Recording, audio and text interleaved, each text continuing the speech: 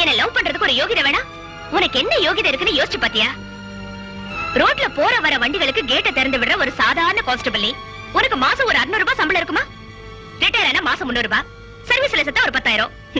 இது என் காருக்கு ஒரு மாசத்துக்கு போட்ட பெட்ரோல் செலவு. சங்கீதா, லிசன், நட்சத்திரத்தை அண்ணாந்து பார்க்கலாம், ஆனா ஓ சட்டைக்கு பட்டன் ஆக்கிக்க முடியாது.